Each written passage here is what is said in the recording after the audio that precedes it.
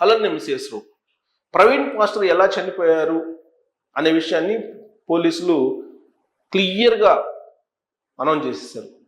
Road ప్రమాదము, ఆయన మద్యం సేవించి మోటార్ బైక్ని డ్రైవ్ చేయటం కారణంగా ఏర్పడినటువంటి ప్రమాదం కారణంగానే ఆయన చనిపోయారు అని చెప్పి చాలా క్లియర్గా ఏలూరు రేంజ్ ఐజీ అశోక్ కుమార్ గారు క్లియర్గా చెప్పారు, పిన్ టు పిన్ చెప్పారు. అయితే చివరిలో ఆయన చెప్పింది ఏంటంటే,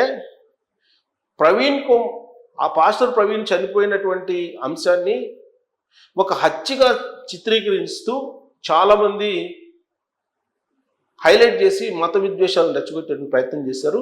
వాళ్ళని మాత్రం వదిలేటువంటి ప్రసక్తే లేదు. వాళ్ళకు నోటీసులు ఇచ్చాం, ఖచ్చితంగా వాళ్ళు చట్టానికి లోబడి వాళ్ళ మీద చర్యలు తీసుకుంటాము, వాళ్ళందరినీ ఐడెంటిఫై చేసాము, వాళ్ళందరికీ కూడా నోటీసులు పంపిస్తున్నాము అని చెప్పి ఆయన అనౌన్స్ చేశారు. అంటే పాస్టర్ ప్రవీణ్ మరణం తర్వాత జరిగినటువంటి పరిణామము ఇవన్నిటిని కూడా ఆయన రివీల్ చేస్తూ పోస్ట్ మార్టం రిపోర్ట్ను కూడా బయట పెడుతూ అసలు ఆ రోజు ఏం జరిగింది అనేది క్లియర్గా ఆయన సీసీ ఫుటేజ్తో సహా చెప్పేశారు. మరి వాస్తవం ఇలా ఉంటే మత విద్వేషాలను రెచ్చగొట్టడానికి ప్రవీణ్ పాస్టర్ది హత్య అని చెప్పి మీరు ఎలా చెప్తారు, ఎలా నిర్ధారిస్తారు, మత విద్వేషాలను రెచ్చగొట్టే ప్రయత్నం ఎలా చేస్తారు అనేటువంటి అంశాన్ని ఆయన చాలా సీరియస్గా ప్రస్తావించారు. అందుకే అలాంటి వాళ్ళని ఎవరిని వదిలే ప్రసక్తే లేదు, వాళ్ళందరికీ నోటీసులు ఇచ్చేసి వాళ్ళని అరెస్ట్ చేసి శిక్షించడమే నెక్స్ట్ జరగబోతుంది అనేటువంటి సంకేతాన్ని చాలా బలంగా ఇచ్చేశారు ఆయన. వాస్తవంగా ప్రవీణ్ పాస్టరు ఎలా చనిపోయారు అనే దాని మీద రకరకాలుగా సోషల్ మీడియాలో కానీ న్యూస్ వచ్చేసింది. ఎవరో హిందువులు కక్షగట్టి చంపారని కొన్ని రోజులు, కాదు ముస్లింలు కక్షగట్టి చంపారని కొన్ని రోజులు, ఇలా రకరకాలుగా నడిపారు. అసలు కొంతమంది అయితే నిర్ధారించేశారు, అనుమానాలు ఉన్నాయని చెప్పి చెప్పడం వేరు, నిర్ధారించడం వేరు. పాస్టర్ ప్రవీణ్ చనిపోయిన తీరును చూస్తే కొన్ని అనుమానాలు వ్యక్తం అవుతున్నాయి అని చెప్పేసి చెప్పడం ఒక ఎత్తు, కాదు అతన్ని చంపేశారని చెప్పేసి చెప్పడం మరొక ఎత్తు. అది హత్య చేశారు, అది కూడా మతపరమైనటువంటి హత్య అని చెప్పి క్రియేట్ చేసేటువంటి ప్రయత్నం చేశారు. దాని వెనుక రాజకీయపరమైన కోణం కూడా ఉంది. అందుకే ఆ కోణాన్ని బయటకు తీసుకురావడానికి ఎవరైతే పాస్టర్ ప్రవీణ్ హత్య అని చెప్పి చెప్పారో వాళ్ళందరినీ విచారిస్తున్నారు. ఇప్పుడు రాబోయేటువంటి రోజుల్లోనైనా కనీసం ఇలాంటి దారుణాలని అడ్డుకట్ట వేయాలంటే విద్వేషాలను రెచ్చగొట్టేటువంటి వాళ్ళని ఖచ్చితంగా కట్టడి చేయాలనేటువంటి ఆలోచనతో ఆంధ్రప్రదేశ్ పోలీసులు ఉన్నారు. ఎందుకనంటే మనకి ఎన్నికల సమయంలో గుర్తు చేసుకుంటే కనుక అసాంఘిక శక్తుల్ని, రౌడీ షీటర్లని ముందుగానే బైండ్ ఓవర్ చేస్తారు. ఎలక్షన్ జరగడానికి కొన్ని రోజులు ముందుగా బైండ్ ఓవర్ చేయడం అంటే ప్రతిరోజు వాళ్ళు వచ్చి స్టేషన్లో సంతకాలు పెట్టడం, వాళ్ళ మూమెంట్స్ అన్నింటినీ తెలియజేయడం, ఇవన్నీ ఉంటాయన్నమాట. అలాగే ఇప్పుడు పాస్టర్ ప్రవీణ్ మరణం తర్వాత కొంతమంది మత విద్వేషాలను రెచ్చగొట్టడానికి ప్రయత్నం చేశారు. వాళ్ళ వెనక మరి రాజకీయ పార్టీలు ఉన్నాయా, లేదంటే భారీగా నిధులు అందిన కారణంగానే వాళ్ళు ఆ విధంగా ప్రచారం చేశారా, లేదు వాళ్ళే క్రిస్టియన్ సమాజం మీద సానుభూతి రావడానికి క్రియేట్ చేశారా, ఇలా ఏ కోణం నుంచి వాళ్ళు ఆ విధంగా చేశారనేది పోలీసులు నిర్ధారించబోతున్నారు. రాబోయేటువంటి రోజుల్లో విచారించి వాళ్ళని అదుపులోకి తీసుకోబోతున్నారు. అంతేకాదు వాళ్ళని ఐడెంటిఫై చేయడం ద్వారా భవిష్యత్తులో ఏదైనా సంఘటన జరిగినప్పుడు వీళ్ళని కంట్రోల్ చేయాలి. ఇలాంటి వాళ్ళని కంట్రోల్ చేయకపోతే కనుక సమాజంలో అన్రెస్ట్ అనేది వస్తుంది. సున్నితమైనటువంటి మతం అలాగే కులానికి సంబంధించినటువంటి అంశాల విషయంలో వ్యవహరించాలి సమన్వయంగా, కానీ కొంతమంది ఆ దిశగా వ్యవహరించట్లేదు. పైగా లేని దాన్ని ఉన్నట్టు చూపించి దాన్ని అన్రెస్ట్ రూపంలోకి తీసుకెళ్తున్నారు. సామాన్య ప్రజలు ఇబ్బంది పడేలాగా చేస్తూ ఉన్నారు. భిన్నత్వంలో ఏకత్వంలాగా ఉన్నట్టు భారతదేశంలో అన్ని మతాలు కలిసి ఉంటున్నాయి, అన్ని కులాలు కలిసి ఉంటున్నాయి. రాజకీయపరమైనటువంటి ఒక దృక్కోణంతో చూస్తూ రాజకీయ పార్టీలు మతాలని కులాలని విడగొట్టేటువంటి ప్రయత్నం చేస్తున్నారు. వాళ్ళ మధ్య చిచ్చు పెట్టేటువంటి ప్రయత్నం చేస్తున్నారు. దానికోసం కొంతమందిని వాళ్ళు ప్రోత్సహిస్తూ ఉన్నారు.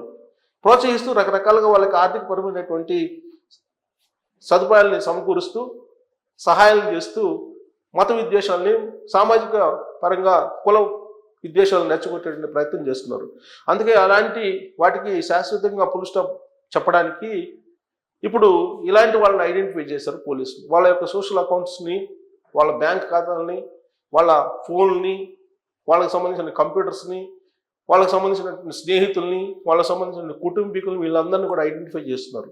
అసలు వీళ్ళ యాక్టివిటీ ఏంటి, వీళ్ళు ఏం చేస్తున్నారు, రాబోయేటువంటి రోజుల్లో వీళ్ళ ప్లాన్ ఏంటి, అసలు ఏం చేయదలుచుకున్నారు, వీళ్ళ వెనక ఏ పార్టీ ఉంది, ఏ నాయకుడు ఉన్నారు, లేదా విదేశాల నుంచి వచ్చేటువంటి నిధులు విదేశాల నుంచి హవాలా చేస్తున్నారా, విదేశాల నుంచి నిధులతోటి వీళ్ళు మత ప్రచారం చేస్తున్నారా, మత మార్పులు చేస్తున్నారా, లవ్ జిహాద్ చేస్తున్నారా, ఇలాంటివన్నీ కూడా అబ్జర్వ్ చేస్తున్నారు పోలీసులు. అందుకే ఈ ప్రవీణ్ పాస్టర్ చనిపోయిన తర్వాత మతపరమైనటువంటి వాళ్ళు కొంతమంది బయటకు వచ్చారు.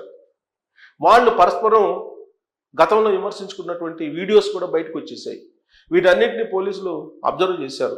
అబ్జర్వ్ చేసి వాళ్ళందరికీ నోటీసులు పంపించాము, నోటీసులు పంపించి వాళ్ళని శిక్షిస్తాము, వాళ్ళ చర్యలు తీసుకుంటాం అని చెప్పి అఫీషియల్గా ఐజీ హోదాలో అశోక్ కుమార్ గారు ఐపీఎస్ అనౌన్స్ చేశారు. ఏలూరు ఐజీ అంటే రాబోయేటువంటి రోజుల్లో అసలైనటువంటి సినిమా ఈ మత విద్వేషాలు, కులానికి సంబంధించినటువంటి చిచ్చు పెట్టే వాళ్ళకి ఉంది అని చెప్పి భావించడానికి అవకాశం ఉంది.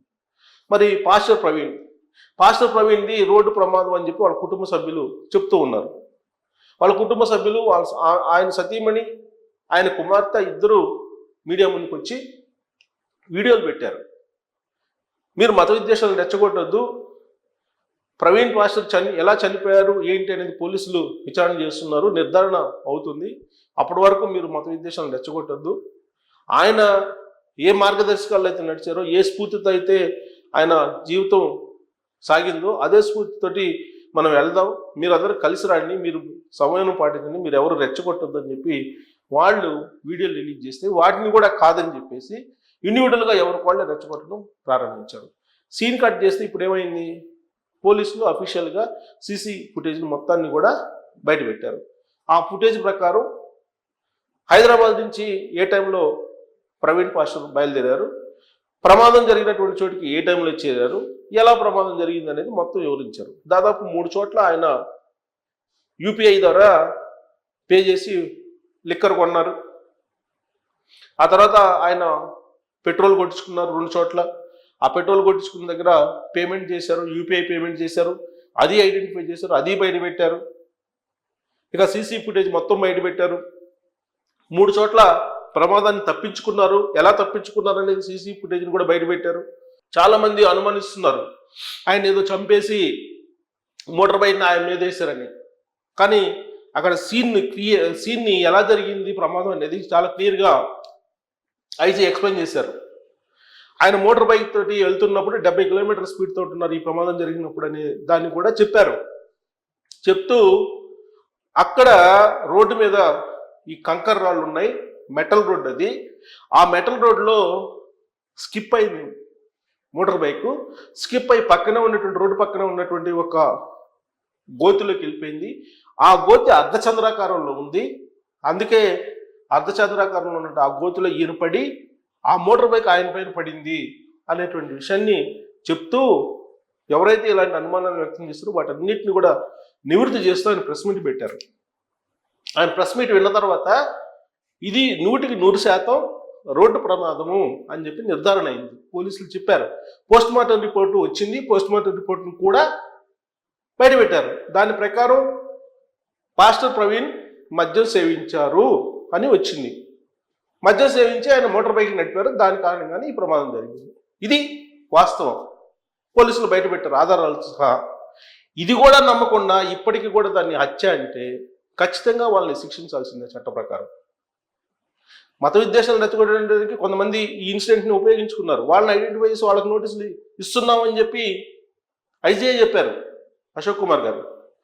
ఇప్పుడు ఇది బయటపెట్టిన తర్వాత కూడా పోలీసులను తప్పుపడుతూ వాళ్ళు ఇచ్చినటువంటి పోస్ట్ మార్టం లేదంటే వాళ్ళు బయటపెట్టినటువంటి సీసీ ఫుటేజ్లు ఇవి కూడా తప్పు అని చెప్పి ఎవరైనా అంటే ఖచ్చితంగా చట్ట ప్రకారం వాళ్ళు శిక్షను అనుభవించాల్సి వస్తుంది. చట్ట ప్రకారం వాళ్ళు ఖచ్చితంగా శిక్షింపబడతారు కూడా.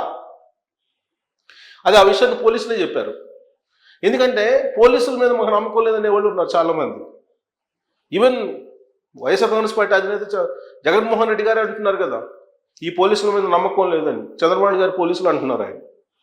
సో అలాంటప్పుడు ఇప్పుడు ఫుటేజ్ని నమ్మమంటారు, ఈ పోలీసులు విచారణ నమ్మమంటారు, ఆ పోస్ట్ మార్టం రిపోర్ట్ని నమ్మమంటారు. మరి ఏది నమ్మాలి?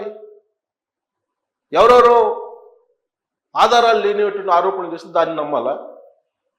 మరి ఇప్పుడు పోలీసులు బయటపెట్టినటువంటి ఈ ఫుటేజ్ని, వాళ్ళు చెప్పినటువంటి వర్షన్ని మొత్తాన్ని విన్న తర్వాత ప్రవీణ్ పాస్టర్ది రోడ్డు ప్రమాదం అని చెప్పి మీరు నమ్ముతున్నారా, లేదంటే ఇప్పటికి కూడా అనుమానాలు ఉన్నాయి?